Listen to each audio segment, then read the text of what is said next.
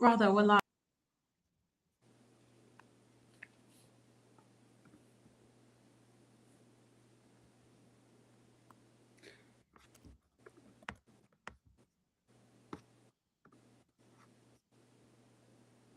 Okay, I see us on X here. Hello, everybody. We're getting started with a podcast today to mark the anniversaries of two very troubling situations, events that we need to memorialize, we need to understand, and we need to stand together and make sure it never happens again. We're talking about the killing of Deborah Emanuel. I know she's been called Deborah Samuel, Deborah Samuel Yakubu, various different names, but her real name was Deborah Emanuel. This is the anniversary of her killing in 2022 for blasphemy of all things. And then the, hang on, here comes Favor. Abduction of Leah Shaibu. And so, hello, Favor. I was kicking us off, but you step right in. Thank you so much for holding the fort. I apologize, everyone. Please, as much as I hate this, we'll have to get used to this because Nigeria is a beautiful place to be, and we struggle with these things, but in due season we will overcome. And today's conversation is part of providing the solution to help us overcome these hiccups and making Nigeria great again. So welcome everyone.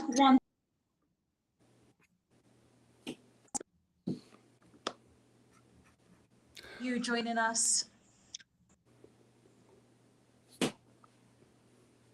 Favor, I can hear you.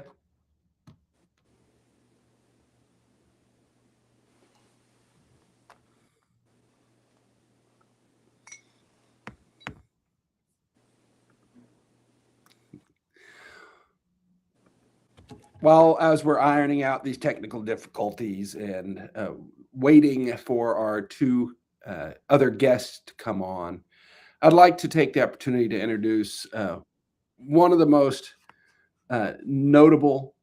I'm getting a call here. Hang on. I apologize. I can't take that. Again, people, this is a new technology platform that we're using. Apologize for the technical difficulties. If we don't get this ironed out here soon, we'll just scrub it for the day. And we have a difficult internet connection with our host. And I know a number of our guests are traveling right now.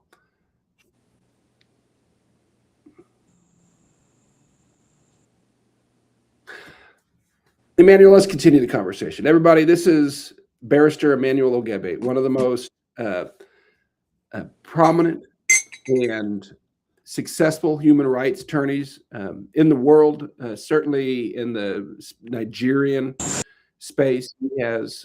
He's forgotten more things about the inner workings of the Nigerian machine than most professors you'll ever meet. He was instrumental in numerous historic events over the years. The whole Chibok girl, horrible situation. He was right in the middle of that, fighting for truth and justice. This is the barrister who secured ultimately the release of Sunday Jackson, the man that was sentenced to death for self-defense. Emmanuel's the one who helped him get out of prison and get to safety. He has been in the prison of the Villa. Yeah. Aso Rock, and a year later he was praying with the new president at Aso Rock. He's seen the ups and downs of the whole thing. I know he's been on the front lines for a long time. Welcome, my brother Emmanuel Ogebe. Hey, the mayor of Nigeria in America. It's a pleasure to be on the show with you. And, when you were introducing me, I was wondering who else is on the show, because I wasn't sure that I was the one who you were flowering with all of those commendations. But if I may say this real quick, a week ago, I was in Jamaica and President Obasanjo was there for a Christian conference, and he said, he just said how he was in prison. Abacha said he wasn't going to come out. He was one of 3 people that Abacha said would not come out of prison, and the other 2 did die in prison. He's the only one who came out alive. And so I went up to him and I said, hey, I was in prison by Abacha at the same time as you. And we're the only 2 in this room right now, who had that experience. And we thank God that we made it out alive. And so occasionally it's helpful to remember God's deliverance. And I should say this about him. General Obasanjo highlighted Leah at this conference in Jamaica last week. So she's a real heroine of the faith, and I'm glad that God's new general on Nigeria is making out time today to remember Leah and Rebecca as well. In fact, I am advocating for, and I think we should stand together and get settled on all the details, but I think May 14th every year should be a day of remembrance for Leah and Deborah, yes, and all the young women who have been brutalized, yes, by this darkness.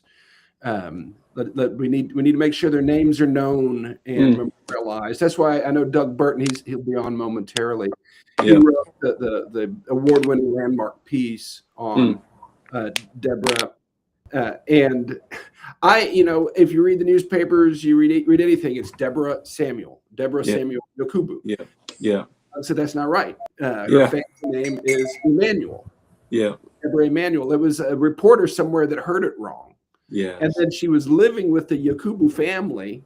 Yes. So they made up this name, Deborah Samuel Yakubu, and that's not her name. So it's important, and I'm taking time to explain this so people understand. Yes. We need to say their name and we need to say it right to honor them. Deborah Emmanuel, Leah Shaibu, and so many others. So are you back with this favor? Poor thing. We have favor. Yeah, she's the consummate professional. And I know it's her that the technology is not working.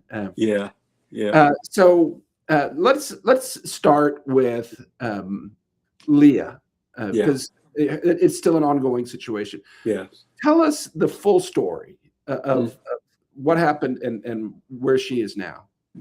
Yes. So I'll provide a little context about how this unfolded in real time.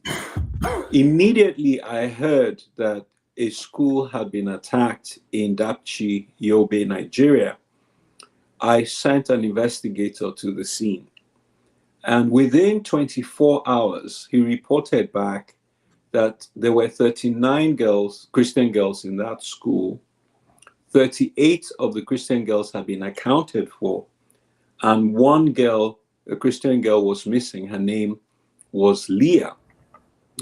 Now, the reason that the Christian girls were able to escape was that they were asked by the school to assemble at the mosque, for safety. And the girls had a natural aversion to the idea that they were being compelled to go to the mosque. And so they fled and went away from the mosque. Now, the Muslim girls who showed up at the mosque ultimately were abducted. Now, why did what happened to Leah? Why didn't she escape? We found out subsequently that Leah was taking care of a sick girl, and that shows you the character of this 14-year-old who was tending a friend. And so when she heard the commotion, she came out to find out what was going on, and she was abducted by the terrorists. If Leah had not been taking care of someone sick that day, she would have been home free at this point. Wow. Now, let me quickly go ahead to share what happened. So within 24 hours, I had the dossier, I had the data, one Christian girl missing. And so what I did was I was provided phone numbers of the mother of the missing girl, phone numbers of the Christian girls who escaped, videos, all of that. And so I reached out to try and speak with one of the schoolgirls who escaped, just to, verify the story myself. And unfortunately, I had interposed the phone numbers for Leah's mom with the phone numbers for the student. So the next thing I know, I'm speaking to Leah's mom. And, I greeted her, I expressed my sorrow to her on the disappearance of her daughter. And that was how I first made contact with Leah's mother. I'll just fast forward real quick and say a couple of weeks later, my team got back to me and they said, this abduction was an operational failure for Boko Haram. They were hoping to get Christian girls. They got only one Christian girl and the other 100 were Muslims. And my team said to me, Boko Haram is going to release all the girls, but they're unlikely to release Leah. I have the text. This was 2 weeks before the other girls were released and Leah was kept back. I can share the text with you. It is incredible, the intelligence that is available that shows precisely the jihadist mindset, this was an operation against Christians. When it failed, they kept the sole Christian and they released the remaining Muslims. So that in a nutshell is how Leah, a 14-year-old girl, ended up being the world's youngest prisoner of conscience. The United States Commission for International Religious Freedom has designated her a prisoner of conscience. She's been held since she was 14 years old, and Leah now has 4 children in captivity. And this is the month of her birthday. Hello, Doug. Have you made it? Hi, Mike. My visual is not showing. I don't know why, but I can hear you fine. Okay. Pleasure to have you with us. Thanks Hi, for Mike. joining. Can you hear me? Yeah. Hello, Yeah, we Favor. can. Doug, we've had some. We found Favor. Hi, Mr. Emmanuel. Good to have you. We found Favor. Favor is a remarkable person. She's my assistant from Lagos. She's a broadcast professional, having technical issues today with Nigeria. So I've been. She's supposed to be hosting. I've been stepping in. We just had a very thorough overview. Look at the facts of the Leah Shaibu situation. And I would like, Doug, to ask you in the same way as we're getting it all out there, if you could walk us through. And I've already given the speech, Doug. It's Deborah Samuel, and it must be now. We have to say her name. We have to say it right. And I thank you for being the voice that has clarified that and called for that. Ladies and gentlemen, Doug Burton is a long time respected, trusted journalist, and he's the kind of guy that works behind the scenes as a generator of truth. The guy's like the guy that works in the lighthouse. You never see him, you never hear his name. But Doug is the guy that keeps the lighthouse shining. Yeah, he's been doing it for many years. He is the editor of Truth Nigeria. Assembled an amazing team of journalists. If you know of Masara Kim on the front line, I mean, he's the guy that's getting shot at. He's the guy that's standing in the blood. Yeah. And Doug is the editor that has organized all of that. So much of the coverage, so much of the awareness of what's happening in Nigeria is thanks to Doug Burton. May his name be chiseled in the statue for Nigerian freedom one of these days as one of the heroes. Amen. Yes. And he wrote the award-winning piece, the benchmark piece, The Truth About Deborah Samuel. Yes. Doug, would you give us a briefing, set the record straight? Okay, thank you, Mike. That salutation, that intro is hard to live up to. Can you hear me okay? Okay. Yeah. The whole thing is so tragic. Deborah Samuel is a martyr. She was a very beautiful, outstanding student at Shegu Shigari College in 2022. when she was brutally murdered. Here's what happened. I had a connection with her family already in Sokoto. So Deborah Emanuel is not from Sokoto, which is the capital of the Caliphate, which is the main city in Sokoto. What happened is that Deborah was a standout student. She was majoring in home economics, and she wanted to become a policewoman. She wanted to join the police force, ironically.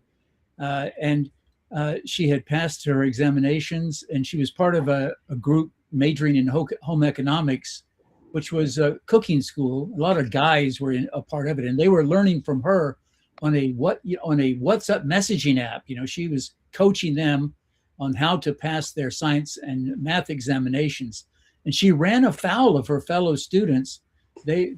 She was a proud Christian, and she gave credit to Jesus Christ for helping her pass her examinations ahead of them. And at one point, some of her fellow students, they were all Muslims, they chastised her and said, "You shouldn't give credit to Jesus Christ. You should give credit to the prophet."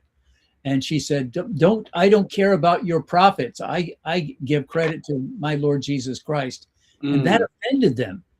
Some of them wanted to date her. They admired her, but also they resented her because she was a woman. And so they started to murmur and plot among themselves. And behind the scenes, they began to plot her blasphemy murder. Okay.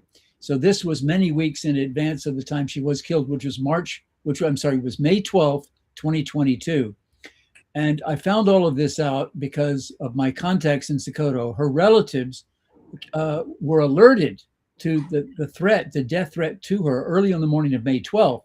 And one of them was her cousin, who was a fellow student who lived off campus, just a few blocks from off campus. Her name was Josephine Sabitu. So Deborah found a mob of would-be killers with clubs, all mobbed up around her dormitory on campus. So then she hid herself, but they found her and they drug her out. So she had called her cousin Josephine, saying, "Help, help. These people are trying to kill me. I don't know why." And so Josephine came onto campus and found a mob of people, about 50 fellow students with clubs trying to beat her to death. And she had one person on her side. That was a school security guard. School security guard was unarmed, but he was trying to protect her. He guided her over to the guardhouse, at the gatehouse at the edge of campus. And Josephine joined her as soon as she did. When the crowd started to beat her up with the clubs, they were hurting her as well. So the school guard brought both of these young women and locked them into the gatehouse. And this was early in the morning, about 9 o'clock in the morning. The jihadists had created a big stir on campus. So the Sokoto police were notified and they came.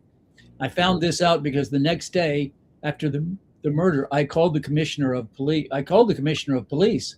And he was he was not at that time the commissioner of the commissioner of police was in Sokoto, and he told me, we had the police, we brought the police on campus, and I demanded to know, well, did they have weapons? Why didn't they stop it? He said, we tried to stop the killing.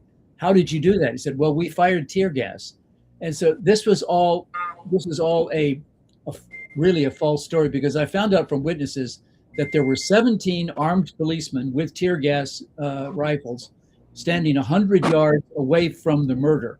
They stood on a hill in front of administration buildings, and they never approached the gatehouse to let Deborah out.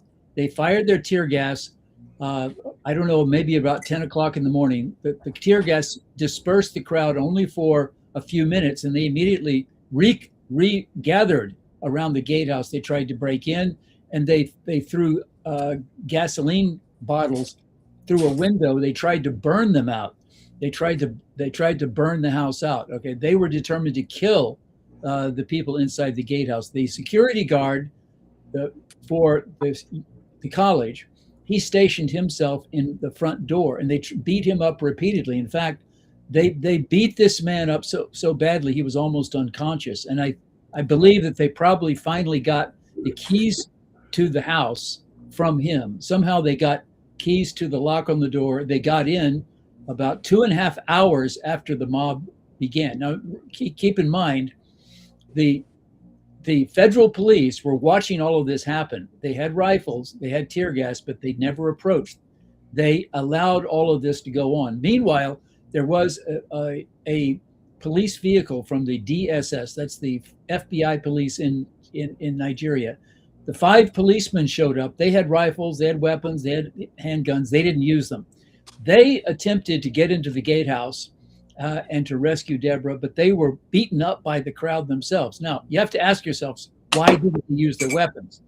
You have to understand the tradition of this country. If the police, like the special police, they were uniformed, or the federal police were to interfere, it would have been the end of their careers and they would have been jailed themselves. They knew the code. This was a religious event. This is a country where Christians are second-class citizens, and Deborah is more than a second-class citizen. She is a woman. I want to make this clear. Why was Deborah targeted? Why was she killed? It wasn't because she committed blasphemy. Technically, she didn't commit any blasphemy. Deborah was killed because they needed to show that women have to be subservient. They have to defer to men. And Deborah refused to do that. Deborah refused to back off from her Christian beliefs. She was proud of being saved in Christ. She had formed an abstinence group for the girls at Shehu Shigari College, and she didn't defer to the men. Here's the thing you got to understand.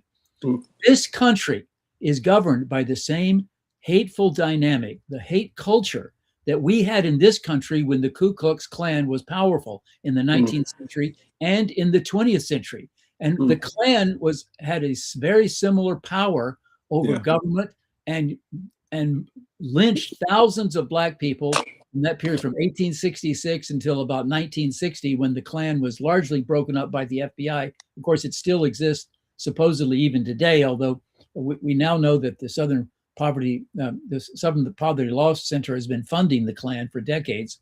But in fact, the Klan was a terrorist organization that operated in complete secrecy. It had an ethnicity. All the Klansmen were white. It had a religion. They were all Protestant, and none of them were Catholics. They hated Catholics. And they operated to terrorize Black people because they believed that Black people were threatening them. In fact, after the end of the Civil War, Black people were getting into the job market, and they were taking jobs that these uneducated working class white men wanted to have. Well, so something similar is happening like that at Shehu Shigari College. Here's a bright, promising young 22-year-old woman who's going to have her own catering businesses, or she's going to join the police force. She's going to take a job away from a young man of the same age. You have to understand there was a material motivation as well as a sectarian hatred that was operating. And this is what has to stop in Nigeria. It is this climate of hate that is based upon the assertion of that Islam as the governing authority, always to be given precedence over Christianity. This climate of hatred must stop. And this is why Deborah was killed. Her cousin, Asabe Sabitu, was almost strangled to death. The crowd broke in at about, I calculated, the crowd got into that guardhouse at about just before noon, and they met Asabe Sabitu, and they tried to kill her because they thought she was Deborah. But a fellow student stopped it. He said, "No, this is not Deborah, wrong person." So they took the chain off from around her neck and they let her go. Then she went to get medical aid. She went to a pharmacy department. I got all of this, the full testimony from Asabe, who was there for the only person who saw all of this happen, the only eyewitness. That I'm the only person who had this testimony, and the members of my Equa church in District Heights, Maryland, they gave me money that I used to send a reporter to do a several hours long interview with Asabe Sabitu. So I got the full story. That's why I got her name right. Many other reporters published her name as Deborah Jakubu because she was renting a home. She was renting a room at the Yakubu family a few blocks off campus. Okay, so the police had her name as Deborah Samuel or Deborah Yakubu. So that's what most of the other press got. What do you call them? the press that, go on the bus together. Okay. They only write up what the police spokesman tells them. Okay. So I got the story from her relatives who were eyewitnesses. They saw it all go down. They couldn't rescue her.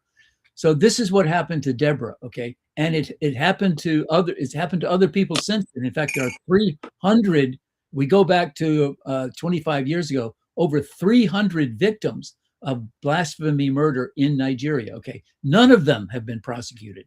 None of them. No one has been sent to jail for doing these murders. So Nigeria is under a weight of injustice, a weight of two-tier citizenship that has to stop. And I'll just pause right there. No, thank you. Now, correct me if I'm wrong, but was it the chief imam or the deputy imam of the National Mosque, a man who performed President Buhari's daughter's wedding? Within 24 hours of Deborah's killing, he came out and defended it, justified it on his own Twitter account. Mike, I know nothing about this, okay? I did the story and I moved on to other stories. You can tell this part of it. I'm sorry. I cannot respond. Okay, yeah, no, and Emmanuel, you may know the fellow. I've heard reports is either the chief imam or the deputy chief imam of the National Mosque at the time. I believe he's still there. He had performed President Buhari's daughter's wedding, and I call up the tweet. He said effectively, "What do you expect? She brought it upon herself that there's lines you don't cross. She crossed it. It's not our fault." I mean, that's effectively what he said. I mean, that's not the exact words off the top of my head, but. And this was one of the top guys at the National Mosque who was close with President Buhari. It's horrible, the impunity of it. Mike, could I jump in here? Just say one more thing, please. Okay, her uncle is my source. I'm not sure if I think he may have passed away because my recent attempts to contact him have been difficult because he's ill. The killing was planned weeks in advance. Now the uncle explained to me he was heartbroken because he spent many years, I think decades, as a public official, or he had a government job in Sokoto.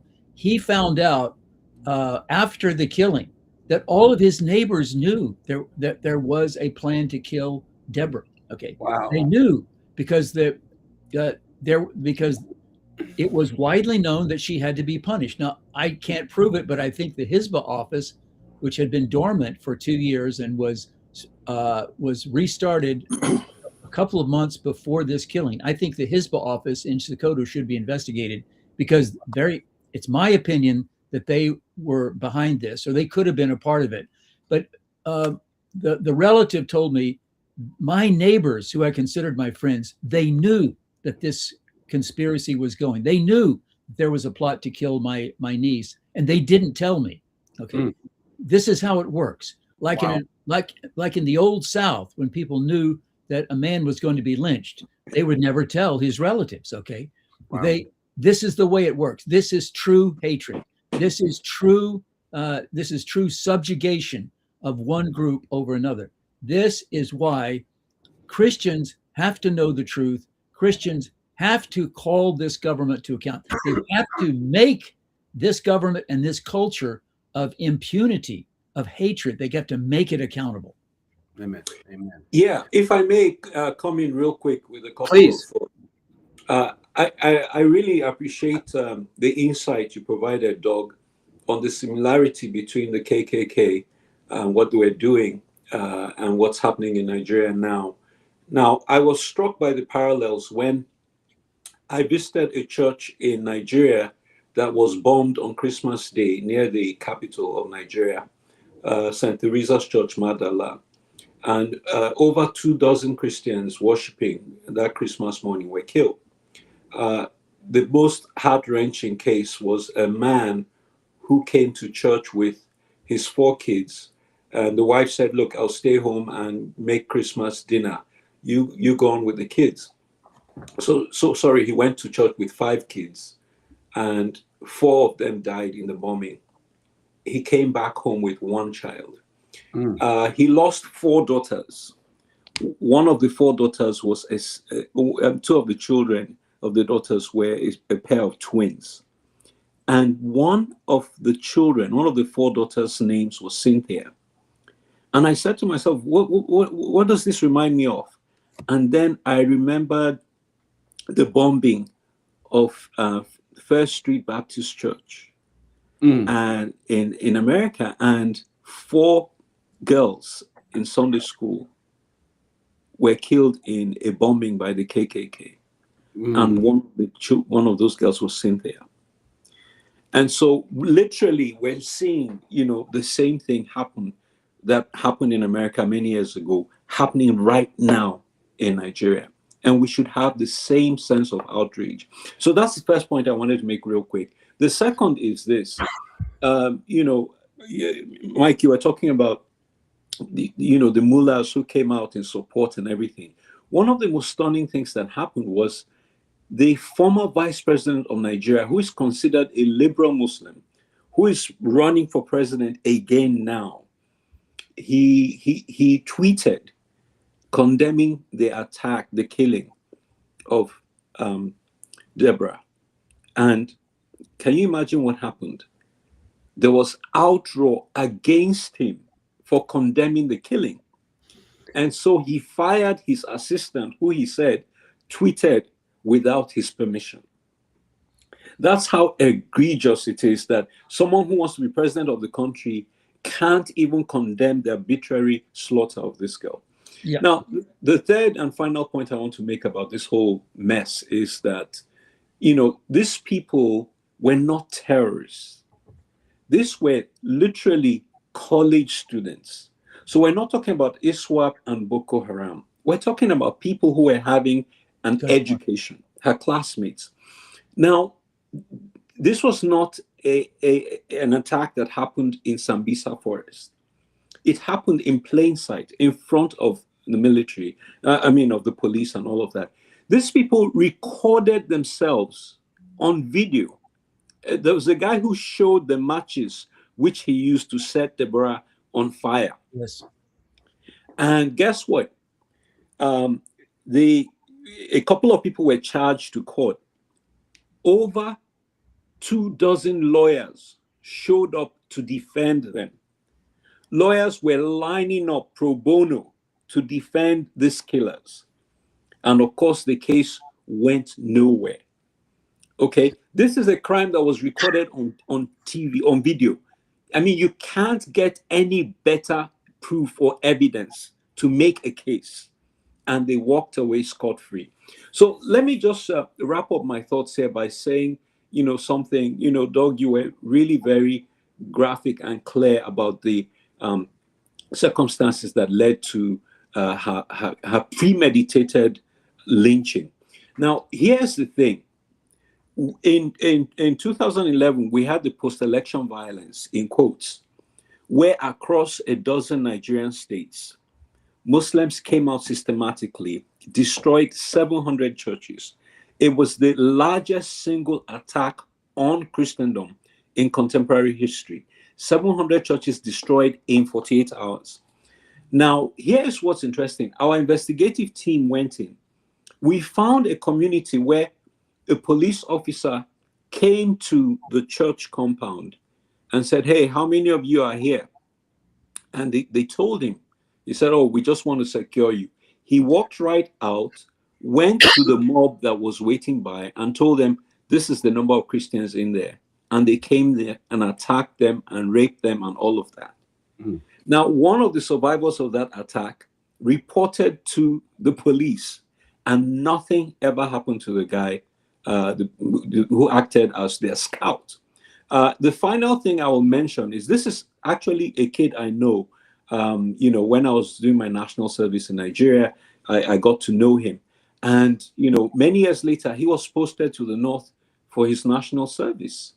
And, the Muslims brought in underage kids to rig the vote.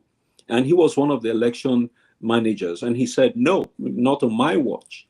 And that night he went back home and he posted online, "I'm so proud of standing for truth in Nigeria today." The next day, a bunch of Muslims went to the house of, the young people who were doing their national service to attack them. They fled to a police station and got into the police station, and they ended up dead. Eyewitnesses said the police turned them over to the mob, and 5 of them were killed in Nigeria. Till this day, no one was prosecuted. So the level of complicity, I think we're very clear. I really love the parallels you make to the KKK, because these people are in government, these people are in law enforcement, and they're at and eliminate Christians in Nigeria. Wow. Emmanuel, thank you. Doug, so this audience that's watching now, I can tell across platforms, about 500 watching us live. Mostly, probably 90% or more Nigerian. They're in Nigeria. They're living in this environment right now. And a lot of them, I'm watching that we're getting a flood of comments. They're learning stuff. I mean, they live there, but we know more about it, it seems, because the press is so suppressive and the government is so suppressive. We have these 2 cases, and this day, these past couple days is an anniversary of I believe it's Leah's birthday, and it is Deborah's day of death. Mm-hmm. What's the common denominator, Doug? What drives that, and the total impunity on one thing, and then how do you live in a country that's like that? What are the people that are watching, the Christians across Nigeria, and we have some Muslim jihadis that are commenting also. It's sort of fun to click on the comments. What is the common denominator, and how are the people living in Nigeria supposed to deal with this? How do they survive it? How do they get through this? Mike, honestly, I'll tell you, I've been reporting for 7 years on this. I'm running the team. Honestly, I don't think that people in Nigeria can survive it. I don't think the Christians are going to survive it. I spent 2 years in Iraq as a State Department officer, okay? In Iraq, I saw Christian genocide. I saw, not only that, and read on my computer screen every single day about murders, about tortures. When I was in Baghdad, there was 2 big booms every day, gigantic booms. These were suicide bombers that were going into recruitment areas where men were trying to join the police force or the army. They blow themselves up and they would kill 40 or 50 people at a shot. You're dealing with a suicide mentality in countries where Islamism reigns. In Nigeria, okay, Christians are not going to survive. This is my message. I've attended Nigerian churches for 6 years. I love the pastor of my local church. He's Pentecostal. But I would say this: Nigerians, stop forgiving them. Stop saying, oh, it's Christ taught us to forgive these people. Christ went to the cross to bring salvation. He gave up his life. I'm willing to give up my life. Stop. That is a Christian heresy. That is quietism. If you keep forgiving them, you're going to keep getting what you've been getting. Stop forgiving the killers, okay? Fight back. Expose them. Insist that they pay the price. Hold them accountable. This is what's got to change. The genocide in Nigeria continues because Christian pastors have been compromised. They've been bribed. Leaders of the Christian churches, I mean both Catholic and Protestant, they're compromised. They're cowed. They're threatened, okay? This has got to stop. The people, the thought leaders, the media, they've been compromised. I know that the media take bribes because my team of 12 reporters, several of them, they used to get cash packets when they would go to press conferences, just like everybody else. They would get paid to go. And they say, Uncle Doug, I'm so glad I'm working for Truth Nigeria now. I don't have to go to those press conferences and I don't have to take those envelopes with cash in it anymore. In Nigeria, everybody gets bribed, all officials.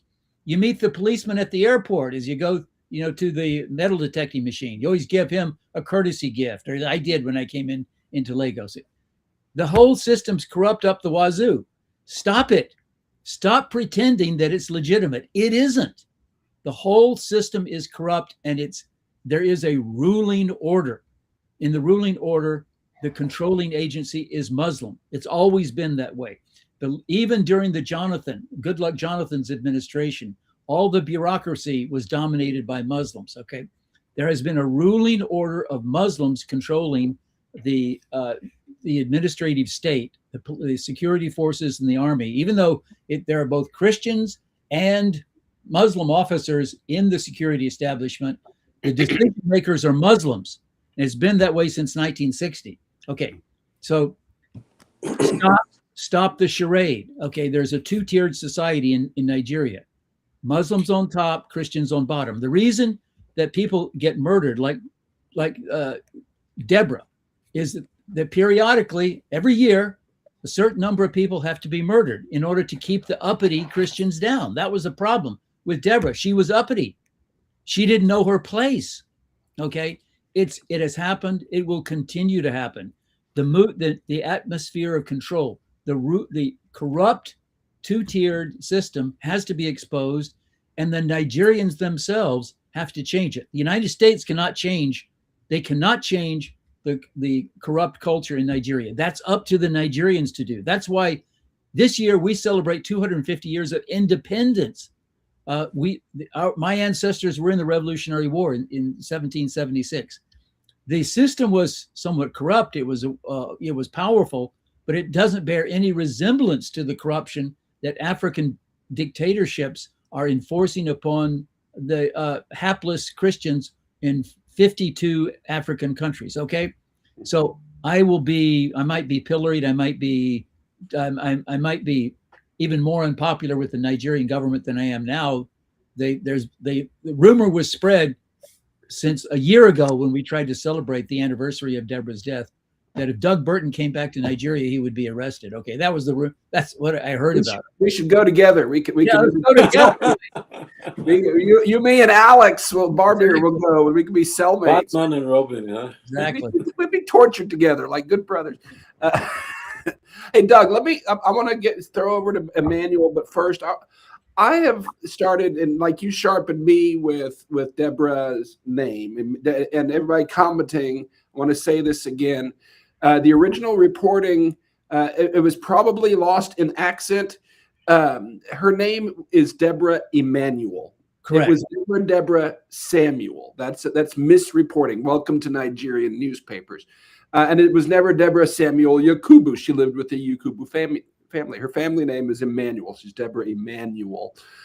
We need to remember her. We need to remember what she stood for, why she died, how she died. We need to remember the impunity. We need to remember that, but we need to remember her accurately. Remember her name as Deborah Emmanuel, and it's Doug that set me straight on that. Now, Doug, I have a school. I've several, as you know. One of them serves mostly Muslim children from Chibok, IDPs. As you know, the inner society numbers, if you go with theirs, I think it's 125,000 Christians, 60,000 Muslims. The way I distinguish it is between Muslim and Islam. There are Muslim victims of Islam. Yes. But Islam is the ideology. Islam is the governmental system. Islam is it means submission. It is the driving force. It is their manifest destiny of control. And there are Muslim victims of that. So I try to distinguish that. It's the Islamization of Nigeria that's the problem, in my opinion, and not individual. I don't want somebody to go and start throwing stones at their Muslim neighbor or vice versa. And in fact, it was Manuel. You're the one that told me about the methodology, the bus that was pulled over the checkpoint that took off the separated men, women, Muslims and Christians, and they went to the Christian men and killed them all, and they went to the Muslim men and said, "Join us or die." And there are many that choose kill us. We're not going to join you. Yeah. I believe they need a monument built. Those are the ones that should be elevated as examples. Yeah. That's my opinion. But Emmanuel, I want to hand it off to you. Root causes, and how does a Christian in Nigeria survive? What's the way forward here? So that's a good question. And I did want to say a couple of things, again, piggybacking on what Doug said. Firstly, it's not sustainable. A war in which one side is doing all the killing and the other side is doing all the dying, it's not a war. That's genocide. Now, in 2015, when I testified before Congress, one church in Nigeria alone, the Church of the Brethren, EYN, had lost 10,000 members. This is the largest single loss of any church on the globe at present. 10,000 members killed. This was 2015. I presented the data in Congress. In December, I reached out to the leadership of that church and I said, hey, what are the updated numbers? All I have is from 2015. And the figure is now 20,000. This is not sustainable. Now, here's part of the problem we have. The Church of the Brethren in America is pacifist. They're so pacifist that at the point they didn't believe Christians could be lawyers. Guess what kind of theology trickled down to their people in Nigeria? You can't defend yourself. But here's what is even more egregious. USAID had peace-building programming in Nigeria on which they spent millions of dollars. And so 2 years ago, I said, I want to see what you're doing because it's not having any effect. It turns out that an American Christian organization was hired as contractors for USAID to do peace building in Plateau State. And what was their peace building program? Calling Christian survivors of massacres and lecturing them that they should not retaliate. And so I wrote back to the USAID administrator for Africa. I said, you are literally setting up my people to be killed. You're not training them on justice mechanisms. You're not training them on self-defense. You are re-victimizing them by making them feel as if they are the problem for seeking justice. Now, fortunately, Trump has, deleted all of that senseless programming. And so at minimum, our people are not being prepared as sheep to the slaughter, which is what the US government was literally spending money, tenderizing them for death in Plateau State. In the Northeast, they spent millions of dollars again on interfaith dialogue. My question to USAID, how many of these conferences did Boko Haram show up for? And they thought I was being facetious. So this is the nonsense that has been going on. And so I am at the point where I feel it's no longer sustainable. There has to be a line in the sand. Communities have to defend themselves. And this brings me to the quick point I want to make about Sunday Jackson. He was a young man who was attacked on his farm. He was in his 20s by a Fulani Muslim herdsman who stabbed him. Jackson stabbed him back, seized his knife from him and stabbed him back. And a Fulani judge sentenced Jackson to death for a classic case of self-defense. So it went all the way up to the Supreme Court. We were in court on March the 7th last year. The Supreme Court confirmed his death sentence. And I said, this is a travesty. You're punishing this man for the crime of surviving an attack. You're finishing him off where the headsman left off.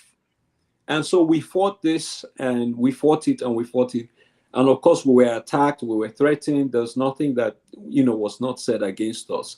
And I said, I'm willing to lose my bar license on this case. I staked it on national TV. I said, the Supreme Court can take my license, but this is wrong. And so we do have a situation where in Nigeria, you have the right to death and not the right to life. And wow. I think that we have come to the point where we must defend ourselves. Yes. Because no one is coming to defend you. Yes. So, and I agree 100%. And it's shocking to see. You see these herders that have never touched a cow that are riding motorcycles with AK-47s. And many of them, it's documented, the Fulani armed by the National Security Advisor. And then they have, but the big horrific news last week, in the middle of all the killings in Plateau State, they found a workshop where some settlers were trying to cobble together some makeshift weapons to defend themselves. See, the real terrorists, while the Fulani militia is cruising by in their pack of motorcycles with AK-47s. No, not them. You people trying to defend yourself, you're the terrorists. That seems to be a pretty consistent message. There's another young person, Zidane, they call him, that's in prison for helping organize his community for self-defense. Yeah. It's a pattern, and self-defense is a fundamental human right, but it's like putting up sandbags to stop a tsunami. It's at best a temporary and short-term solution. Is there a solution for living in peace in this nation of Nigeria under this current constitution, under these current boundaries? I'm just going to ask it outright. I mean, it's a question I've grappled with quite a bit. One thing that's instructed me on this is looking at the history. There's a portion of Nigeria's history that nobody ever talks about. I'll call it the Nigerian Civil War. We won't even mention the B word that some people freak out about. The Nigerian Civil War is part of Nigerian history, and it is the critical key piece to understand it from beginning to now. Because without that, everything, the numbers, the statistics start in 2009. This is how many Christians killed since 2009. They only want you to focus on that. Let's go back to 1804, because there's an unbroken chain, a bloodline, a throne, an ideology, a mission, a leadership structure, ambition, all of that, unbroken from 1804 to today. And from the very beginning, the establishment of the caliphate, at the beginning, they say about 250,000 people died as a result of that.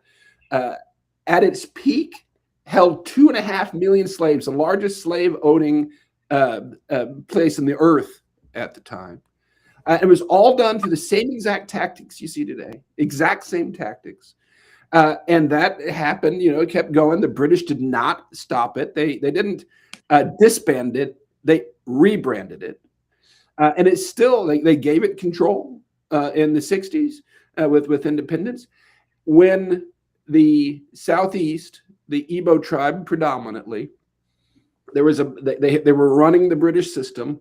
There was a pogrom, and in a short period of time, 30,000 were killed all over the country. Well, the military, in many cases, participated. And it was coordinated. It happened in multiple communities, like 12, I think one time, October 9th, 12 communities at once, all at once. That's not passion, that's planning. I met a couple of old ladies. They were young missionary daughters in a compound during that time. Young girls, like 6 years old. And they remember waking up in the middle of the night, the clinic next door that was in this compound, the screams, all the Igbo were being killed, babies ripped out of their mothers' bellies and stuff. They remember that. 2 million, 1 to 2 million retreated back, and they declared independence. We can't live with this genocidal caliphate. And the British backed the caliphate. The British helped enforce a naval blockade. And in 2.5 years, the accepted number is 3 million died, starved to death on one side. On the other side, about 30,000. So it was 100 to 1 in that. They won. They erased the history. It's like if the Nazis had won World War II, what would we know about the Holocaust? We would just be conspiracy theorists talking about that stuff. The wrong people won and wrote the history, and that has not stopped. It's one jihad that's killing people today, and it's gone unbroken. And when you look at it that way, it's the longest running genocide in history, and one of the largest. It certainly rivals the German Holocaust. Am I seeing this wrong? Emmanuel, you probably know more about Nigerian history. Am I seeing this wrong? Did this really just start in 2009 with the statistics, or did this start in 1804, unbroken? Yeah, so I mean, it's fascinating that you have latched onto something that I recently came to conclude myself. In remarks at a parliamentary briefing at Westminster in March, I said, this is actually the longest running war.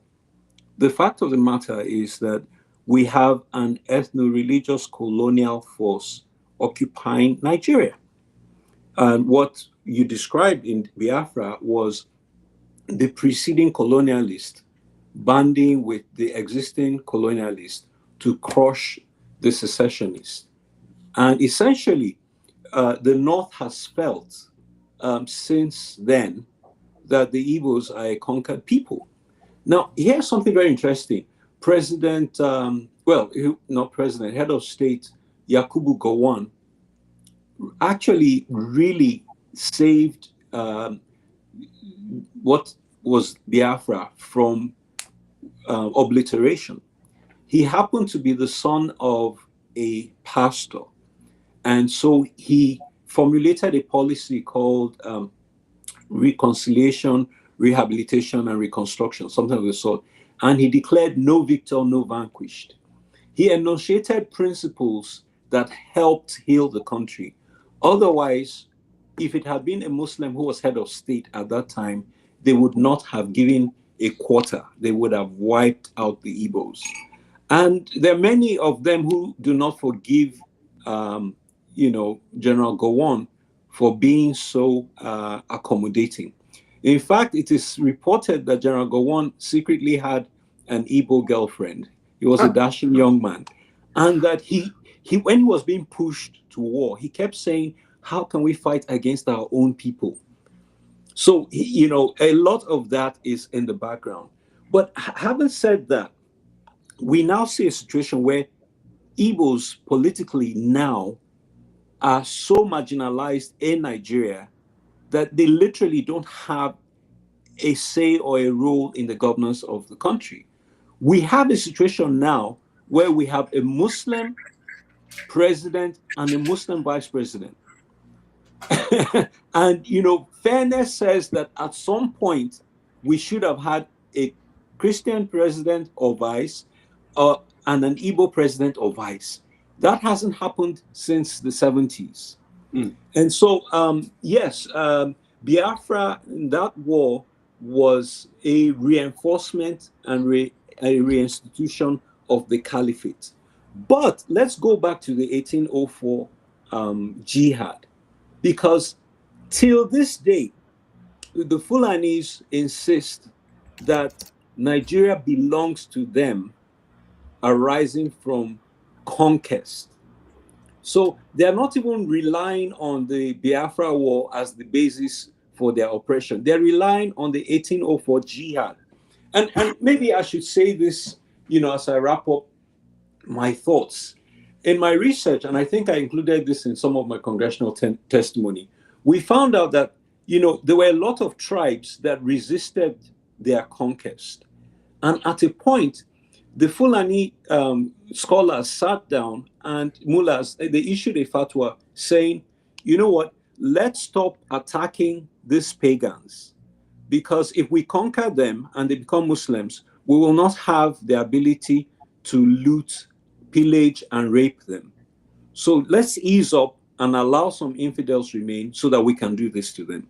So everything we see now is orchestrated. It's not about climate change. It wasn't climate change in 1804 when they came charging on horses and killing innocent people. And so that excuse is new and manufactured. It's Western mumbo jumbo. This is jihad. Amen. Emmanuel, thank you. Hello, Dee Dee. How are you? You're muted. Hello, Mike. It's so good to be here. Sorry, I was a little bit late. Good. No, it's okay. We're having a great conversation. And this is our first time using this platform. And my media goddess Favor is having internet connection troubles today. I'm back, but can you hear me? Can you see me? Yeah. Can you hear me? Yes. Great. I'm back, guys. I really apologize. It's been a battle all day, but I thank God I'm here, and it's lovely to have you guys here. It's been an exciting conversation, of course, solemn, of course, because we understand why we're here, to remember the individuals, Leah Shaibu, as well as Deborah Samuel, who have lost their lives and so many others who have tragically lost their lives due to insecurity and terrorism in the nation. But I believe that we're here as much as to remember them, to also prefer solutions, because what we really need now is the way forward. Where do we go from here? And I'm glad I have you all, experts, divine individuals sent to really help us find a way forward, right? So thank you all so much, and I'm back. Hey, well, let me introduce Dee Dee here, and let's get her on the record. Also, And Dee Dee, do you want me to do that? Because I'll introduce her, then Yeah, you can. go ahead. I'll preface it because she and I share something that is very rare in this world. Maybe we're the only two white people that have driven on the road from Abuja to Jos and back. That's Oh, wow. Now, she was in an armored convoy. I was wedged into the seat with about 4 of the people in a little car that kept overheating. We had to stop and pull over and let it cool down. But we made it, and we actually made it. We went a little detour through Bark and Laddie and through Bocos. I spent considerable time in Bocos. But she is my soul sister. She is a mighty warrior for the kingdom of God. She is also known as Mama Nigeria. She's been carrying this torch for a long time and really doing amazing work with it. She's a voice of reason and passion and wisdom. My dear sister, Dee Dee Logison, say hello. And this is a Nigerian audience. You got hundreds of Nigerians watching you now. And so it's a lot different than talking to an American audience where you have to sort of fill them in on.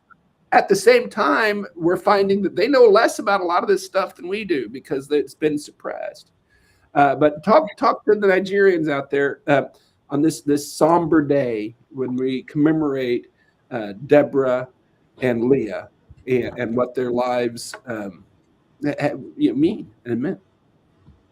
Hello, friends and fellow freedom fighters in Nigeria. I am Dee Dee Logison, and my brother Mike has graciously invited me here today. I have been battling for the Christians in Nigeria since 2018 with the founding of our organization, of which I'm president and CEO, Save the Persecuted Christians. We had the honor of hosting Leah Shaibu in Washington, D.C. in June of 2019. And I worked very closely with Dr. Gloria Samdi-Poldu of the Leah Foundation to continue to elevate Leah's story and the story of the thousands and thousands of women and girls and boys who have been taken captive by these Islamic terrorists. It matters to me to be here today because I'm not a political science major. I've never held political office.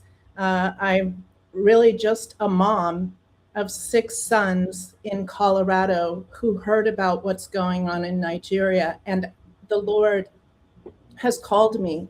He will not let me sit and be comfortable when all of you are suffering the terror that you suffer. And it just breaks my heart to know that the West is ignoring your plight. And I will do everything in my power to stand with you, to walk alongside Mike here in the United States, and to demand that the world's attention turn to Nigeria and end the violence that is upending so many lives. 12 million internally displaced, at least. That's what I saw when I was on the ground in both McCurdy and Benway and Jos up in Plateau. Dangerous roads to travel. But I needed to go there to see for myself, to hold the children who are living in squalor in these internally displaced camps, and to see the victims who have come out of the concentration camps hosted in the forests, and to let them know that they are not alone, that there are people in the world, ordinary Americans, who do care and who are taking a stand now for you. Thanks for letting me be here today, Mike. It is good to be here. Fantastic. Thank you so much. I'm going to hand it off to you. And Dee Dee, when you came on, we had asked about what brings these two cases together. What's the common denominator between Leah and Deborah, and the impunity surrounding it? Even in some quarters, the celebration.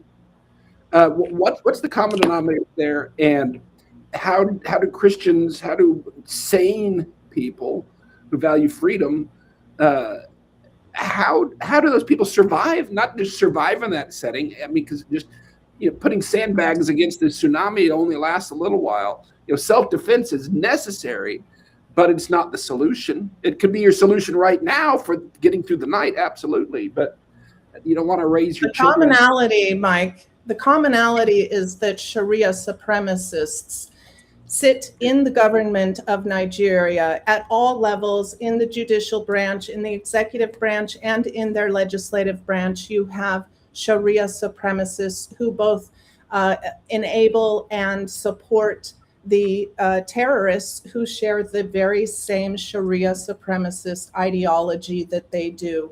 And that is what's happening in Nigeria. It's happening across sub-Saharan Africa, all across the Sahel, all the way east to west in Africa, and throughout the Middle East and into Asia and East Asia. You are seeing jihad on a global scale, and it is coming for Americans. And that's why, as an American, I'm here today in Texas warning my fellow American citizens that this jihad that's being waged, the top prize is America, and they are coming for us. And as Doug Burton and you and I and all of those here on this call know, Western civilization is right now under attack, and they want to take us down.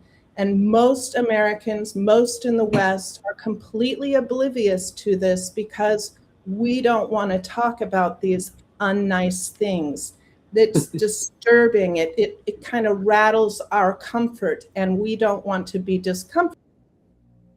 So talking about the jihad that is on our doorstep, inside the wire, here in America, it's important to talk about Nigeria because Nigeria is a democratic federal republic, 50-50 Christian Muslim. It is supposed to be a law and order run by a constitution that gives equal citizenship to all Nigerians. But we know, Mike, don't we know, that's not the case. And it's, so what do we do about it? The government of Nigeria needs to be overturned. The people of Nigeria need to find the guts, the will to come after those politicians who are enabling this jihad upon the citizens of Nigeria. And until the Nigerians stand up and make this happen, it will not change. Trump can't do it alone, can't do it for you. You are a sovereign nation, and the people of Nigeria need to stand and demand from their government the kind of security and protection that a government is intended to supply to its citizenry. Wow. Now, Favor, you see why I call her a mighty warrior for the kingdom right there. Favor, you're in Nigeria right now. You live there. You're connected with the youth. You're an influencer. You've heard from Doug and Emmanuel and Didi, and we need to get back to each of them because they are such sources of knowledge and wisdom. But Favor, chime in. What do you make of all this? Well, I'm really excited about what the future holds for Nigeria, because I know for a fact that Nigeria is a country with potential. You look at the people, you look at the youth, the old and the young, wherever Nigerians go, they have a thriving culture. And, even when it's good or bad, Nigerians are some of the most hardworking, most colorful, most expressive individuals across the world. So definitely Nigerians can thrive anywhere. And I know for a fact that it's not fair what we've experienced as a people, right? I often wonder that we have such high agency as a people, and that is confirmed by how we thrive in other communities. But why is it that in Nigeria itself, a place where we should call home, we often seem to struggle? And, maybe an outsider can help answer that question. I don't know, but it's baffled me as a young person for quite a while. And what really excites me about today's conversation is that Nigerians are starting to see that we have a belief system of foreigners looking into Nigeria and saying, you Nigerians have this in the bag. You just need to put your act together. Nigerians themselves, out of looking away from the government, Nigerians, I mean, the people, the citizens, the heart of the Nigerian populace and the Nigerian system, right, need to look within themselves and define what they want for their nation. And that they need to birth that idea, that ideology, that mindset into helping Nigeria get better. And like Dee rightly pointed out, we do not have a government that accurately represents the people. We don't. So, yes, at some point, there has to be some uprising and overturning, and Nigerians need to stand up. The populace, the citizens need to stand up and take responsibility and accountability for their own deliverance. Until we can And come to that I do place. want to make it clear that I advocate for nonviolent overturning.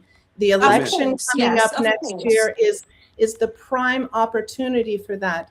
I also want to quickly say that I believe Nigeria didn't bring this on themselves. The West is under the judgment of God for having fallen away from God, from having put the Muslims and the Christians together in an unholy alliance that they called Nigeria. This was a action by the West, by the UK, by the United States, who ignored it to allow these two groups to be forced together. They knew it would bring about devastation and division, and now we are seeing it at those levels. What the West is experiencing with regards to the rise of violent radical Islam all over the world, this is because the West has fallen away from God. We have pushed him out of the public square. We have made idols out of all kinds of things, money, football players, actresses and actors, all these things that we have allowed to come before God in our lives. And it is a beautiful thing because God, through judgment, calls man back to himself. He's calling us in the West to remember who we are, why we are, and what it is that we strive for. We have forgotten. And the Lord, in judgment, that is affecting, unfortunately, the people who are most faithful to him in the world, the Africans, where Christianity is growing at its greatest rate, you are experiencing the burden of that judgment. But it truly is, I believe, the West that is being judged, not Nigerians on the ground. It is us. Amen. And specifically, the British are facing a lot of the same problems right now from the same sources. And while my heart goes out and I feel sorrow at what we're losing there, it's the chickens coming home to roost. The British are just reaping what they've sown.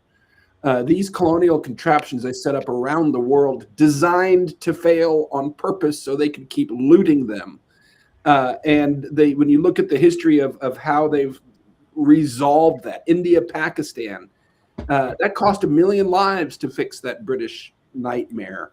And it's all over the world. I want to first shout out to our audience. There's a whole bunch of comments coming.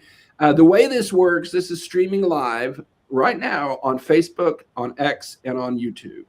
And all the comments come to one source here. And so if you want to ask a question for any of our guests, post it in the comments, and I'll try to keep a hold of that and kick that over. I want to get back to Doug. You've been sitting.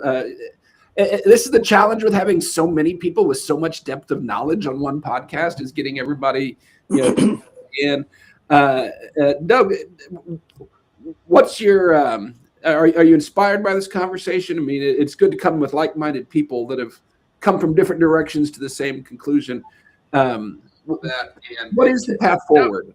Oh, thank you, Mike. Okay, Mike, I think this call and this program is breaking some ground.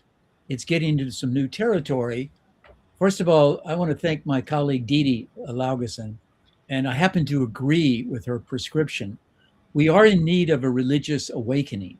And I believe that the first signs of a religious awakening in the West are starting to appear. We can say that the martyr death of Charlie Kirk is one indication of it, because after the assassination of Charlie Kirk, we see not only an awakening of political activism, but also of religious faith, because Charlie was for both of these things.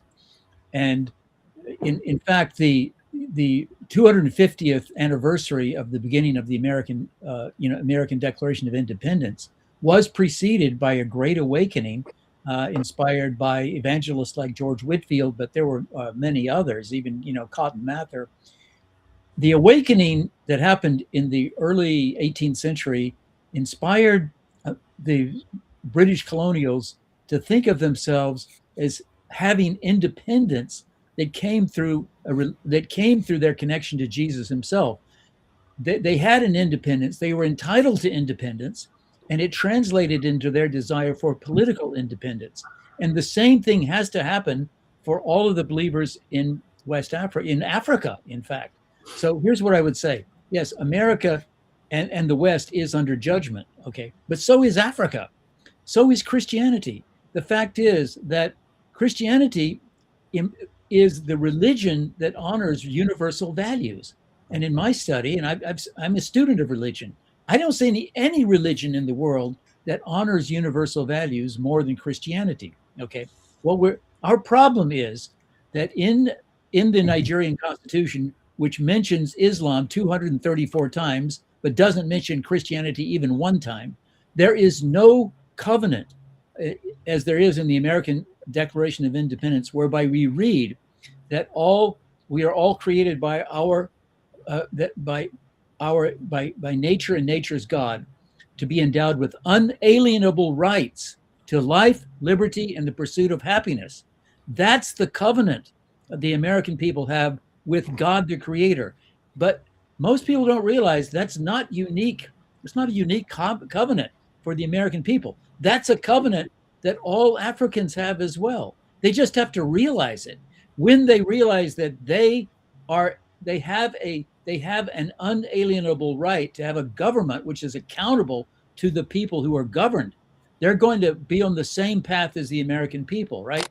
So we have to realize that there is a path forward. There is a new age coming when we as a people, as a nation, get a check up from the neck up. Okay, check up from the neck up. We got to realize that the world we want to live in depends upon the world that's in our own minds. Okay, here's what I would say.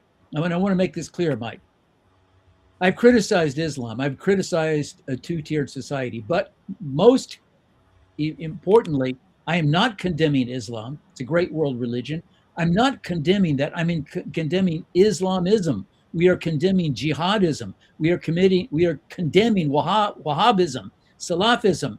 We're condemning ISIS. We're condemning Al Qaeda. These are all forms of the intolerant, violent, coercive form that Islam has taken, and the bad actors in Nigeria are not all Muslims. No, not at all. Muslims have rescued many Christians in danger. Our good friend Solomon Dalyap, who is the tribal leader of the Barone people, just a few years ago. We did a story about this in Truth Nigeria. He was kidnapped by Fulani terrorists. He was kidnapped and he was held for several weeks for a ransom. Guess who paid his ransom? His Muslim friend, who was his local pharmacist. His local friend that who wanted to bail him out. That's the person who rescued him. There are thousands of stories like this in Nigeria. The people who are causing this horrible, terrible war, it's a faction of the people. It's a faction within one ethnicity, the Fulani people. It's not all of them. It's a faction that wants to conquer the country through force. Jihadism. That's what we have to stop. There are regions of the world. I've done reporting trips to Central Asia where there is a culture of religious tolerance. Kazakhstan, Uzbekistan, Turkmenistan. These countries have a tradition of Islam that is tolerant of other religious beliefs, and they also have Islamist insurgencies. The bone we have to pick is with the violent killers. Okay, we have to separate them out. I belong to an organization called Clarity Coalition, which is composed of Jews and Muslims and Christians. We have to separate Islam from Islamism. There is a Muslim reform movement. Judy Yasser, for example, is an American leader of it. Okay, there has to be a reform, a separation in Islam. That's for the Muslims to decide to do. Okay, but in the meantime, we must not tolerate, we must not comfort, and we must not succor the unethical and the unjustifiable persecution of Christians by jihadists. That's the point. Thank you. Emmanuel, what's your take? So I want to give 3 quick illustrations so that we properly contextualize the situation. The first is that there was a Muslim man who was attacked by jihadists on his farm. He overpowered the jihadists, took his gun, shot him, and he turned his gun into the local chief. He was considered a hero. But Jackson, who did precisely the same thing, was sentenced to death. Now, here is what's really terrible. The chief took the gun, called the terrorist, and returned the gun to the terrorist. So we have a Muslim who stood up to the terrorist who was betrayed by his own chief. Now, the second one is even more bizarre. There was a soldier who was posted to southern Kaduna, and he saw the bandits approaching. He pulled out his weapon, he fired, he killed one of them. He was arrested by the military and made to apologize to the bandits. They said, "Oh, sorry, this is a new guy. He doesn't know the deal. We'll make it up to you." And he was made to pay blood money to the bandits for killing one of them. So now the last illustration I will give is on Christmas Day in 2019, the police raided a Christian orphanage in Kano. They took away 27 children and they jailed the missionary who ran the orphanage and accused him of child abduction. And several years later, the Court of Appeal set him free, said this is a model citizen, he should never have been prosecuted. Guess what? Kano did not return the kids. Last year, we got a court judgment to free the remaining kids. They released a few over the years, but they changed the names of the kids, they Islamized them, converted them. We got a court judgment in March last year to free the kids. And as I speak to you, Kano has not released the children up till now. Last month, they invited us for the handover of the kids. We flew to Kano. We got there, and they took the children away in front of the press that they called there. Okay? Here's why I'm emphasizing this. Kano is operating like terrorists because Boko Haram abducted Chibok girls, Boko Haram abducted Leah. This is a state government that is engaged in the abduction of children, and we can't get the children back with a court judgment. Now, the bandits are actually slightly better than the terrorists because the bandits take ransoms. The Kano state government is not accepting ransoms to release these kids. But, this is how systemic and evil what we're dealing with is. Now, let me point out something that wraps this all up together. The court judgment that condemned Sunday Jackson to death was in March of 2025. The court judgment that set these kids free was in March of 2025. Guess who is free today and who is not? The man who was condemned to death by the Supreme Court. And the Christian children who were set free by the High Court are still not free. Wow. That is how, the kind of evil we're dealing with. And so I say all of that to say the need to change the government and the way government operates is imperative. You are right. The British left us with a loaded gun. What essentially happened? The north and south of Nigeria were married together for administrative convenience by the Brits. One was the rich, wealthy spouse, and one was the poor, never do well. Nigeria is like Siamese twins. One is dying and is sapping out the life from the thriving twin. And there are many who believe that the only option is to separate. We're asking peacefully, let's fix this so that we both survive. And if they don't work with us to survive, we'll both die. Emmanuel, thank you. And you brought something up. I'm watching the feed come in, and you probably anticipate, because sitting over here in the United States, talking about it from a distance, it's easy to philosophize and think longer term and all that. When you're there, it's a different thing. Emmanuel, you brought up the British contraption, how it's bolted together. For extraction, it is designed to fail, and how this is all over the world. Didi, I want to go to you because I know your good friend, Ambassador Sam Brownback, one of the top people in the world in the international religious freedom area, in his press conference a few weeks back, said that separation in Nigeria is likely inevitable. I said the same thing in my briefing. It is when you have a group that's entrenched, that's committed to this ideology of death and domination, and they believe it's the will of their God and they won't let it go. They'll blow themselves up before they let it go. Can a peaceful people be shackled in the same confines with that? What's your thought on that question of separation, balkanization? I think we are seeing massive societal division in America. The same kind of societal division we are seeing in Nigeria that is driving people of conservative faith and conservative traditional values away from those who have in Nigeria, you have these ideological fundamentalist jihad values. And I do want to speak to Doug's point on that. But these drivers are wedging apart countries from America all throughout Europe and in Africa. And these drivers are intentional. The more you have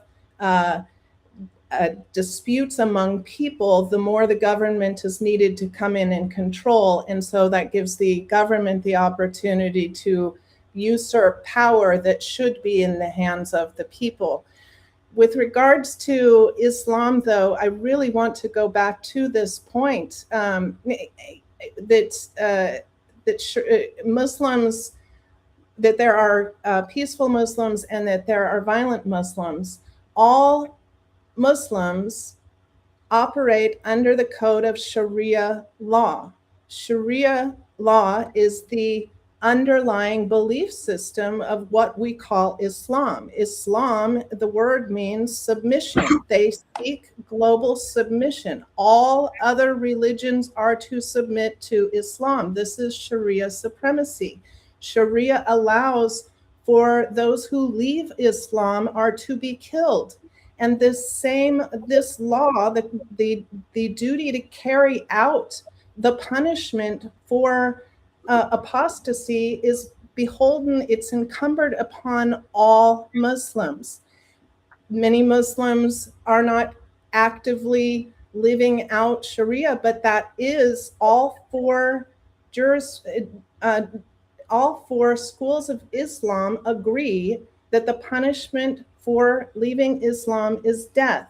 So what we have is a religion, a political system masked as a religion that actually enslaves. You have two kinds of Muslims. You have the Sharia supremacists and you have the enslaved. And that's what you have. You have Sharia supremacists willing to met out the violence that Sharia demands, or you have those who are enslaved and afraid to leave Islam because it comes at risk of death. It is a genocidal system of politics masked as religion that enslaves people. There are millions upon millions of people who are called Muslims who would like to leave Islam but cannot, because they will be killed not by the government or state actors, but by their own families and friends. My friend Nisar Hussain from the UK that Doug spoke about is living in hiding in his own home country because his neighbors want to see him dead, and the police can't do anything about it. So this is it.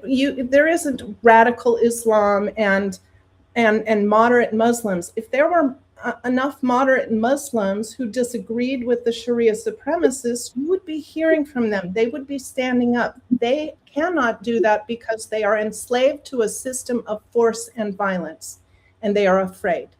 That's my take on it. I have friends that are Muslim. I have friends, good friends that are Muslim, but there is a trap in that religion. The ones that don't join, that prefer to die, the ones that we relate to and connect with and respect, they're considered backsliders. They're like, we would look at a transgender Christian. I mean, it's a pastor that promotes that. That's not a Christian. Muslims are dying in Nigeria, but Christians are killed at a rate 5 times higher than that of Muslims. It is targeted. It is a genocide of Christians. And moderate Muslims are those who have backslid, those who are apostatizing from Islam, as the Sharia supremacists see it. They are killed along with them. It is religious-based violence. It is definitely a genocide in Nigeria. And again, may I add something real quick? Yes, please. I want to point out that one of those children in the Kano orphanage, his name was David Tafa. He's 13 years old. He died in their custody on January the 28th in violation of that court order. And he was ill for a week, and they would not take him to the hospital.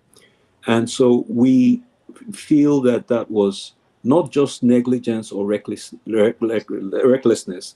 It was contrived, because they warned the children that if they left to return to Christianity, they would be killed. They didn't say who by. And the fact that that boy was left to die on his bed in that orphanage was systematic elimination of that child. And we fear for the rest of the children.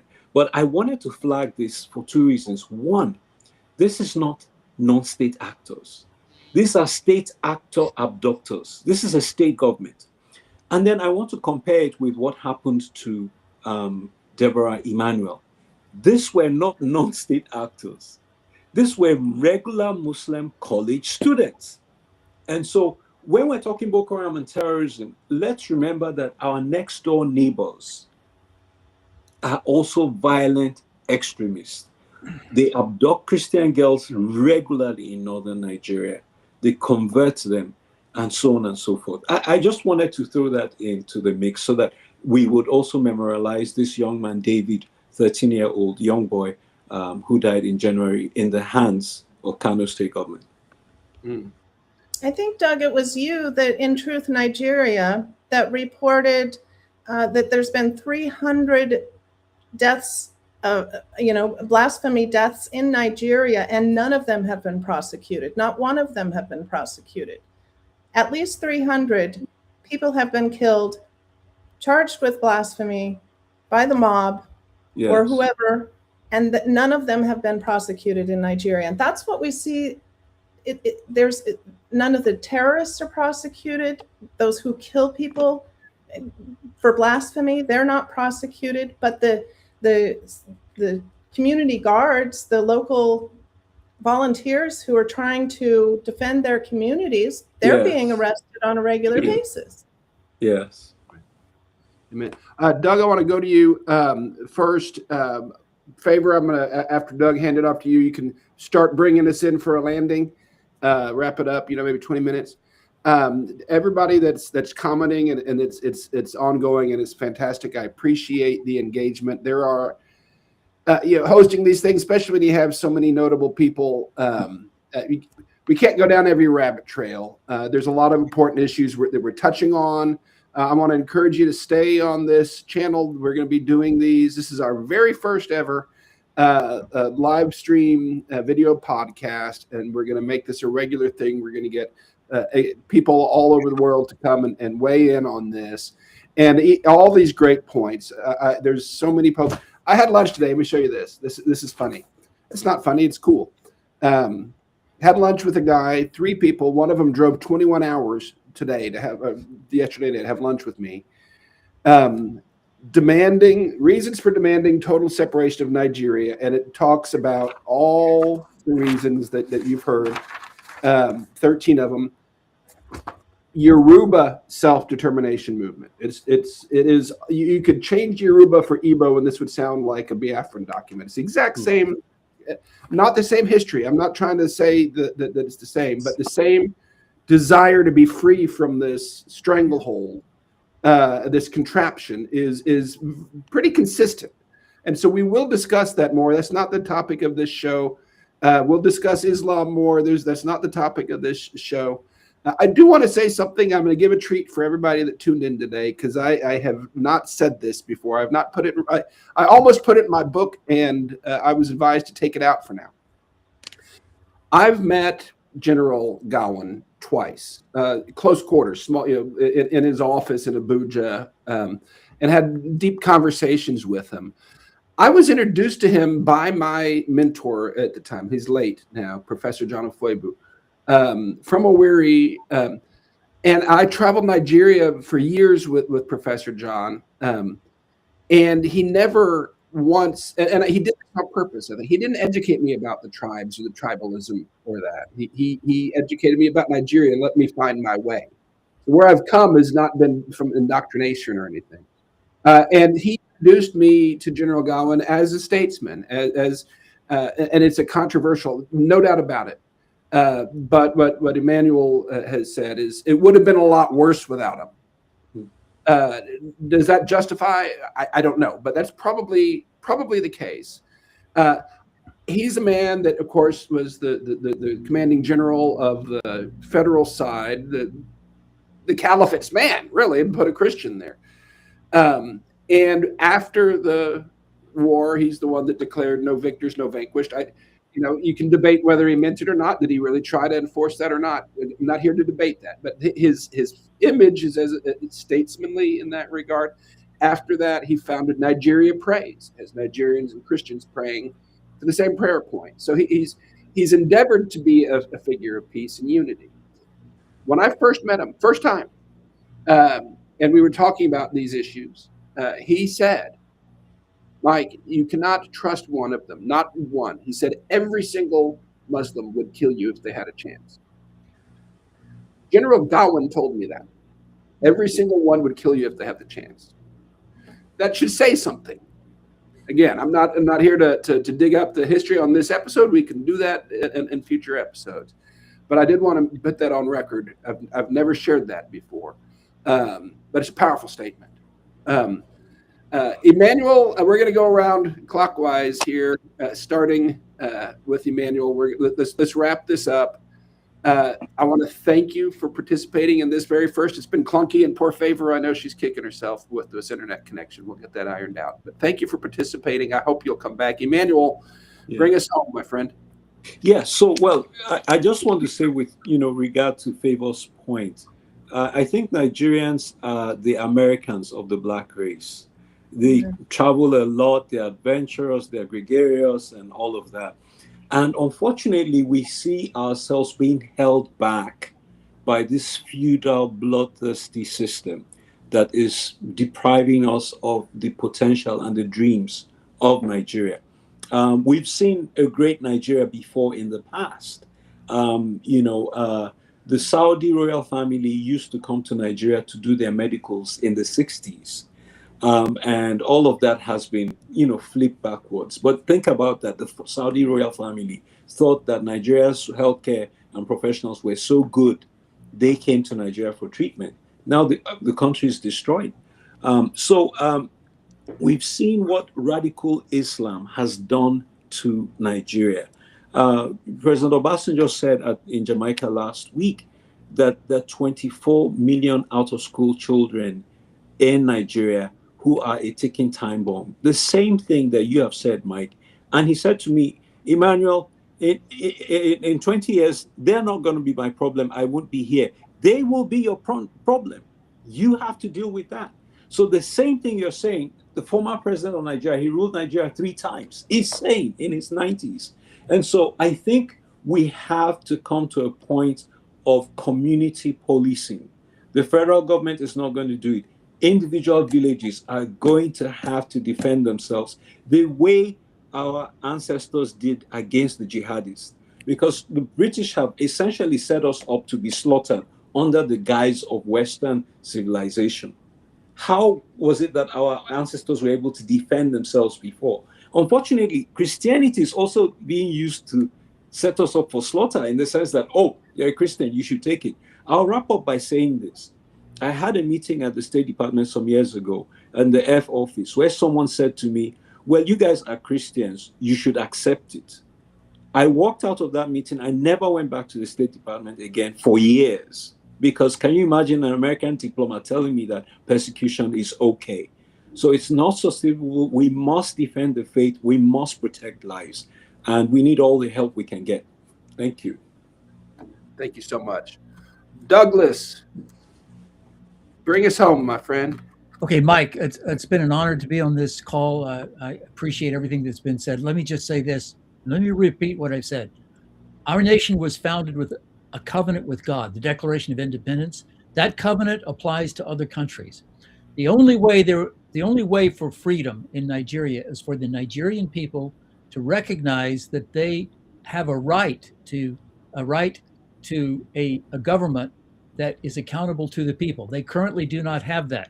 Stop forgiving them. And I pray that the conflict or the shame is right in our own State Department, which refuses to recognize that the one agency, the one terrorist group in Nigeria that's killing most Christians in the Middle Belt, 5 out of 6 Christians that are killed every year are not killed by insurgencies like Boko Haram. They are killed by Fulani ethnic militia, which the United States government does not track as a terrorist group and does not seek to restrain or suppress through the intelligence service or the U.S. military. The United States government has a diagnosis problem. We cannot help the Nigerian government solve the problem unless it is accurately diagnosed. No terrorism problem will be solved if the cause is not identified. The chief cause of death to Christians across the north is corrupt Fulani bandits, corrupt Fulani terrorists, corrupt Fulanis who are seeking to wipe out Christian settlements, force them out, and take over their lands. This has to be said, has to be understood. The Nigerian people have to recognize they have a problem. Our fellow Christians in Nigeria deserve our complete honesty and our engagement, and we need to do it as soon as possible. We have to confront our own Trump administration, State Department, and our own defense establishment, which it is captive to this false diagnosis. Amen. Amen. Thank you so much. Didi, I want to throw it to you. I want to tell everybody on the stream, if you are in Texas, or can get to San Antonio, Texas, my soul sister, Mama Nigeria, Didi Logison, the mighty warrior princess of the kingdom of God, is coming to San Antonio tomorrow. So is our brother Stephen Osemwigi, the head of the Save Nigeria group and the coalition, coming to San Antonio. Pastor John Haruna, amazing fellow from south of Jos, who had to bury his entire congregation from massacre. He's en route right now. Tomorrow evening, we're having a diaspora dinner, Nigerian potluck, Didi. We're gonna have some killer jollof rice, and I bet some chicken, maybe some zobo, who knows, some fufu, some agusi soup. My mouth's already watering. That's coming tomorrow evening, and then Saturday all day, we're digging into these issues. We have some notable people. San Antonio. You can scroll through my feed. You can find the link to register for that. Hope to see you in San Antonio. Didi, bring us home. Yeah, I just really want to encourage Nigerians, as Favor said, to get clarity on what it is they want from their government and then go get it. You know, here in the United States, we have our First and Second Amendment, and that Second Amendment is critical to our freedom.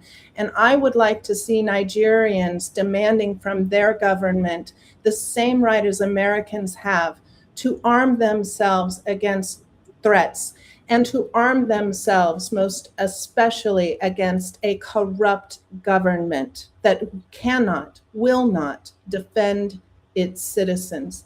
I encourage Nigerians to put the pressure on the candidates who seek to serve you. They should represent you. And right now they are representing their own wallet and their own agenda. And you need good leadership. Demand it. Insist on it. Do not sit and let it wash over you. The corruption of these elections. Demand for free and fair elections and get the leadership you deserve and that will bring peace to Nigeria. Amen. Thank you so much. Favor, I'll say a few words and I'll throw it to you to put a ribbon on this thing. And okay. This has been fun. Like I said, I like to let people talk. I like to hear them out. This wasn't a debate show. There were a few points here and there that we could have gone into deeper. I respect every person on this call. I like hearing their experience, their vision, their wisdom, and we'll explore this in coming weeks. Stay with this program. It'll get a little better produced as well, and especially when we get Favor a little better internet hookup. But I've been very consistent in calling for a regime change in Nigeria with peaceful means, a righteous regime change. I don't believe the system that's in place is redeemable whatsoever. The way I sort of see Nigerian politics, there's an ocean, and that's the Nigerian system, the constitution, and how it works. And then there's just the parties are different pirate ships. And they're like, oh, let's band together and we'll go loot this and we can share the booty. And they're just negotiating on who gets what piece of the booty and who's the captain of this pirate ship. And it doesn't matter what political party it is or what leader it is, ultimately, you're on the same ocean. And that ocean is the system. That ocean needs to be drained. I'm in favor of, the world helped set up this corrupt machine. I think the world is going to be needed to help undo it. I'm calling on Donald Trump to Maduro Tinubu. This administration is guilty of genocide by legal definition for its, if nothing else, its denial of aid and recognition to millions of displaced. That is genocide in this legal context. And there it's actionable. Take care of that. That is something that can be done and should be done. Second, I'm in favor of investigating formally the Sokoto Caliphate and the Sultan of Sokoto as a potential architect of this, certainly involved in it. The investigation of that must be done with vigorously and with all diligence. I'm called for a international census of the displays. They need recognition. The money and the mandate is there from the world to take care of them. Census with evidentiary interviews so that these are the eyewitnesses to genocide, and they need to be taken care of. They need to be restored. Finally, two things. We know where the camps are. There's no doubt that we don't know where these terrorists hide out, and we can certainly find out if we wanted to. Wipe them out.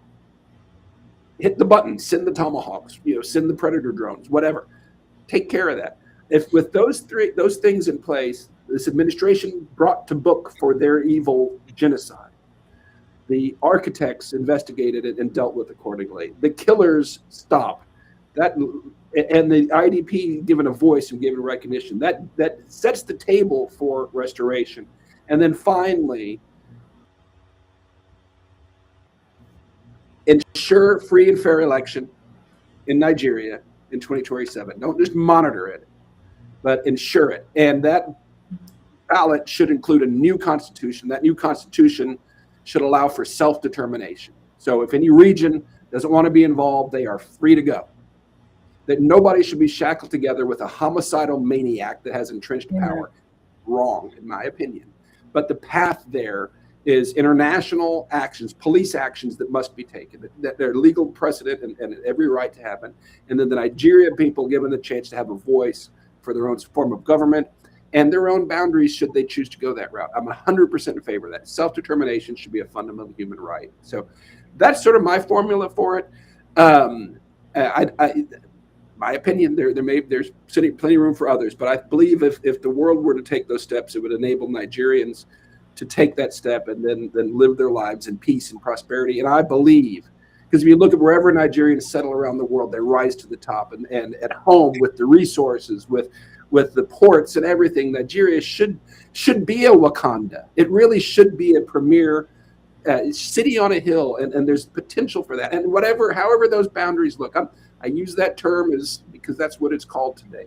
But if it's divided up, fantastic. But that the people that are there and the resources they have can make it a shining example, city on a hill, a beacon of freedom, an ally to all people in the world who seek freedom and self-determination. That's what's possible, and I believe we can achieve that. I really do. But it's going to take people putting aside the division, throwing stones at people for their tribe or their party or their region, standing together and demanding justice with one voice. I believe that God will answer that. Favor, I'm going to hit you and let you close it out. Thank you so much, Mike. I'm glad that I could be part of the closing. It hurts me that I wasn't an active part of today's conversation, but I'm really excited to go back and listen, and I'm excited with what we've concluded today, and that is there is a way forward. That the situation is not totally condemned, right? And it's totally up to the Nigerian populace, the Nigerian people, to believe in themselves, to be determined and say enough is enough, and we need to rise as a people and do what is right by ourselves, by our future, by our children, and by God.